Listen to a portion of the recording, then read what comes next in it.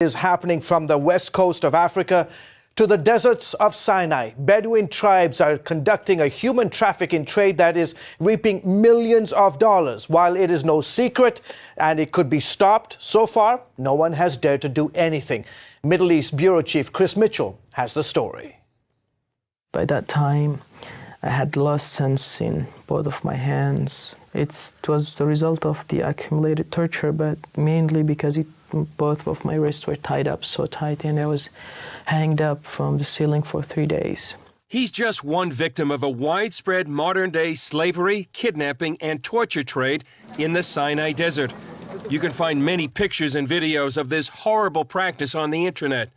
We call this Christian man from the African country of Eritrea Philip, but that's not his real name.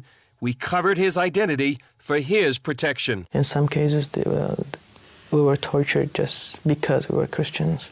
Sinai was always a place for human smuggling, but since around 2 years ago, even a little bit more, it started to be also a place of human torture. Shahar Shoham is with Physicians for Human Rights.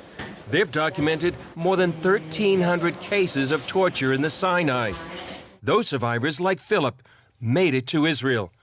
But most of the torture cases are not documented.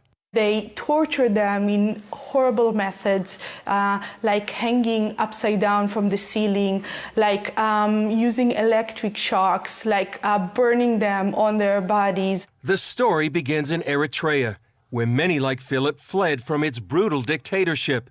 He traveled to a UN refugee camp in Sudan. There he was kidnapped by a Bedouin tribe.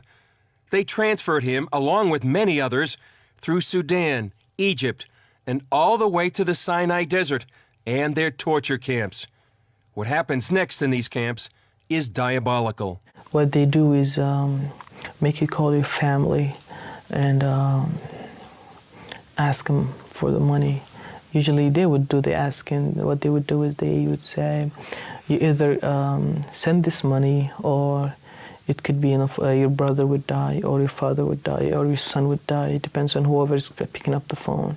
And while you're talking to your family, they would pour molten plastic on your body so that you would scream, and perhaps they would thought that might persuade our families to pay or collect the money faster. The tribesmen demand what for most poor Eritrean families is a king's ransom. The ransom fees right now can go up to $40,000 for an individual and even $50,000. And until the ransom fees will not be paid, the people will not be released. The financial burden on the families is devastating. Sister Aziza is a Catholic nun from Eritrea and based in Jerusalem.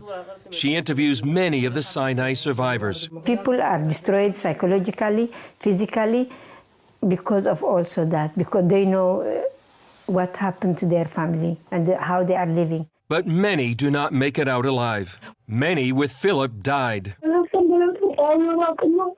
Yet the torture and the dying go on. We talked with a 35-year-old Eritrean woman named Sagan while she was still in captivity. She was 5 months pregnant. The kidnappers give them cell phones so they can call their family and friends to beg for money. Maron Estefanos, an Eritrean human rights activist living in Sweden, arranged our conversation. We talked via Skype, linking Sweden, Jerusalem, and the Sinai Desert. It was sobering. You could hear the strain in Sagan's voice. They're